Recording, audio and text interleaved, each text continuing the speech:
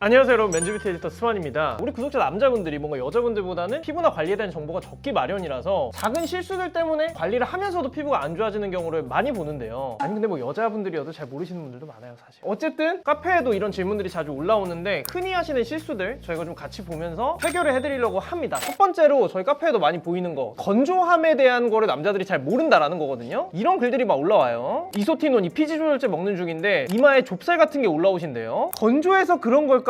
라고 물어본다는 건 뭔가 이상하다. 왜냐면 건조한 거는 내가 느끼는 건데. 또 이런 글도 있었어요. 좁쌀이 올라오는데 이유를 모르겠어요. 댓글에 또 뭔가 건조한지도 잘 모르겠어요, 이런 내용이 또 있었는데, 남자분들이 잘 모르는 이 건조함이라는 걸 잡는 게 생각보다 굉장히 중요합니다. 사실 남자들이나 피부 관리 처음 하시는 분들은 뭔가 개기름 나오는 거에 대한 부담이 너무 크다 보니까 건조한 거를 잘 못 느끼고 지내는데, 피부가 건조하면 사람이 더 빨리 늙게 되고, 아니면 질문글에서도 봤지만 좁쌀 여드름도 좀 많이 생기고요. 그리고 건조함이 좀 오래 가면 피부가 점점 약해지고 예민해지면서 트러블이 더 많이 생길 수밖에 없는데, 관리 처음 하시는 분들 대부분의 문제가 내 피부가 건조하면 이제 보습감이 좀 더 높은 걸 발라서 관리를 해줘야 되는데, 일단 건조한 게 뭔지를 잘 못 느끼는 거지. 느끼는 방법을 딱 알려드릴게. 일단 세안을 하고 물기를 닦지 말아봐요. 얼굴에 물기를 닦지 않은 상태에서 이렇게 피부를 한번 돌려보세요. 얼굴을 이렇게 막 구겨보고 피부를 이렇게 막 돌려봐요. 그럼 피부가 일단은 물에 굉장히 잘 적셔져 있는 상태이기 때문에 건조해서 당기거나 이런 느낌이 느껴지지 않을 거예요. 그래서 이 느낌을 기억했다가 일상 중에도 그냥 갑자기 이렇게 있다 한번 이렇게 해보라고. 물이 묻었을 때랑 좀 다르게 유난히 피부가 좀 당기는 느낌이 든다. 그러면 내 피부가 건조한 겁니다. 지금 계절도 아직 조금 추워가지고 다들 이런 느낌이 조금씩 있으실 거예요. 여기 질문 남겨주신 이상하다 강계릿 뉴진스 좋아합니다. 네. 요걸 한번 해보시면 좋겠다. 그러면 이제 내 피부가 건조해서 좁쌀이 생기는 건지 이런 걸 좀 알 수가 있겠죠. 만약에 이제 건조하시다면은 자기 전에 보습제를 많이 바르고 있다라고 얘기를 사실 할 게 아니라 조금 더 이제 보습제 보습감을 올려주시는 그런 작업을 좀 해주시면 확실히 좀 건조함이 잡힐 거다. 아니면은 이 이소티논 복용 중이라고 하시면 피부가 좀 더 건조해질 수밖에 없거든. 그런 상황이라면 이소티논 복용량을 조금 줄여보시는 것도 좋다, 겨울에는. 아, 그리고 이제 계속 말하는 보습감이라는 게 뭔지 모르겠으면은 이 카드를 저희가 띄워놓을게요. 저희 채널에 약간 세계관 같은 건데 이 영상을 한번 보시면 좋습니다. 2번 고민으로 넘어가 보겠습니다. 2번 고민은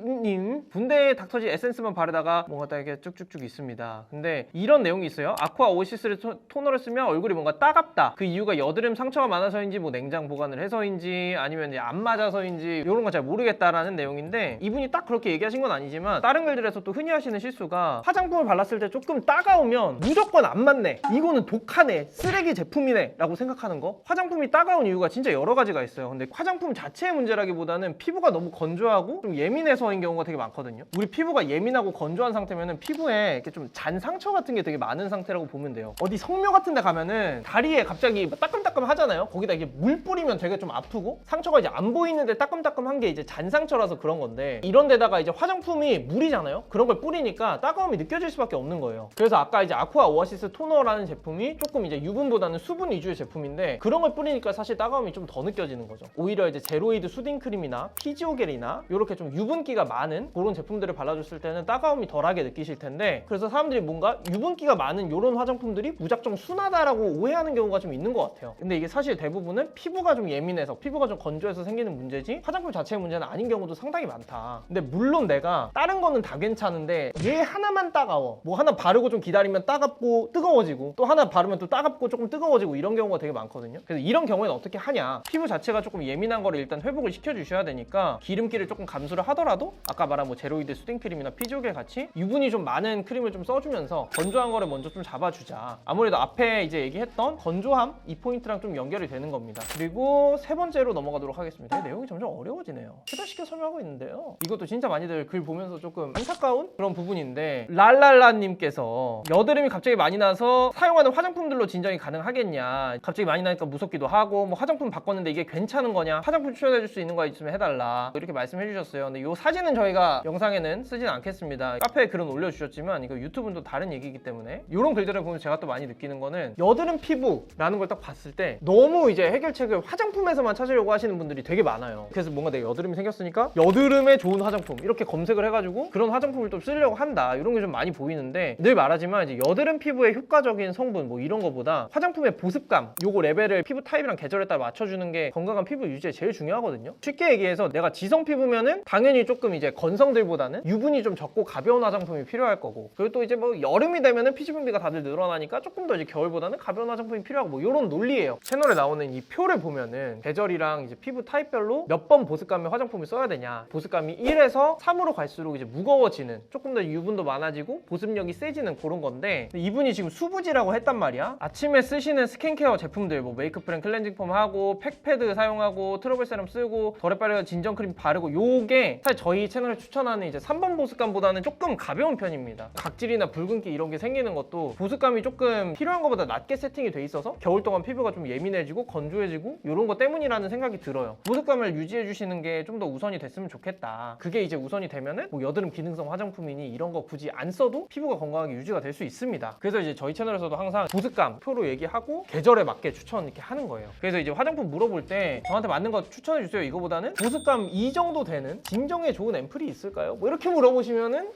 바로 그냥 제 도움되는 댓글이 달리는 거죠, 여러분. 이분 같은 경우는 이제 봄이니까 지금 쓰시는 거 그대로 쓰시면은 이제 오히려 날씨가 좀 덜 건조해지면서 피부가 건강해질 수 있을 거라는 생각이 듭니다. 다음 글도 보겠습니다. 민헌님, 복합성 피부라고 하시고요. 피부 가려움이 잦은 편이고 여드름 독도 자주 올라오고 매번 피부과도 갈 수 없다고 하시고, 본인이 쓰시는 이제 화장품들 쭉 알려주시고, 어떻게 하면 이제 화장품을 좀 좋게 바꿀 수 있겠냐 이렇게 질문을 해주셨는데, 사실 피부에 영향을 미치는 요인은 진짜 다양하잖아요. 계절 변화나 생활 패턴, 먹는 거 이런 것들이 다 피부에 좀 나타나는데, 저도 피부 어디 가서 늘 좋다는 얘기 듣지만 유당불내증이 제가 좀 있어서 우유 많이 먹고 보충제 이렇게 많이 먹으면 이 여드름 피지 이런 거 겁나 올라옵니다. 그래서 저는 보충제도 이제 락토프리 제품으로 바꿨고, 피부가 안 좋아졌다 갑자기 이렇게 되면은 가장 먼저 점검해야 될 거는 일단 내 생활 습관 중에 뭐가 바뀐 게 없는지, 내가 뭐 술을 많이 먹었거나 잠을 많이 못 잤거나 아니면 뭐 엄청 긁었거나 위생이 안 좋아졌거나, 그 다음에 계절이나 생활 환경이 바뀌진 않았는지, 뭐 갑자기 추워졌거나 더워졌거나 사실 이런 게 제일 흔하고, 그런 것들 때문에 사실은 확 피부가 올라오시는 분들이 있어요. 그 다음이 사실은 저는 화장품 의심하는 거라고 생각해요. 이미 잘 써왔던 화장품이 있기 때문에 거기서 갑자기 뭐 독이 올라오거나 이런 거는 딱히 없을 거란 말이지. 화장품 뭐 내성 생기고 그런 게 없어요. 그렇게 강한 성분들이 아니기 때문에 화장품은 그대로인데 내 피부가 갑자기 뭐가 났다? 그럼 이제 화장품 외적인 외부 환경들이 이제 바뀐 거겠죠. 이런 생활 습관 이런 거를 잘 모르신다면은 앞으로 연재될 이제 여드름 시리즈를 많은 관심 부탁드리도록 하겠습니다.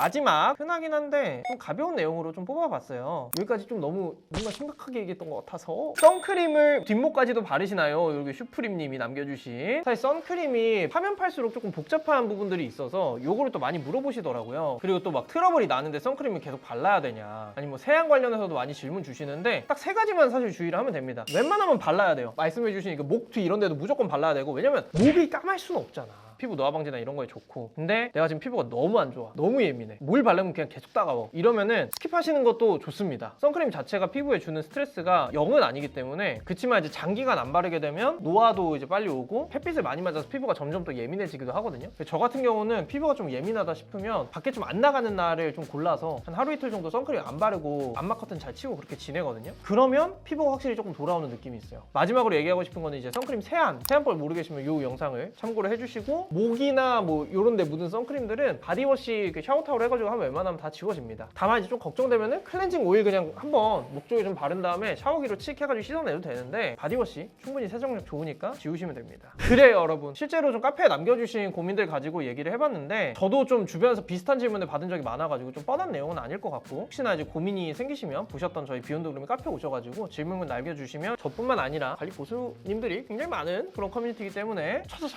답변을 남겨드릴 거고요. 맞다요, 여러분. 맞다요? 박스루 시리즈 1편이 올라갔을 텐데 앞으로 올라올 시리즈도 많이 기대해 주시면 좋겠습니다. 안녕히 가세요. 이거 크로마키 처음인데 어떻습니까?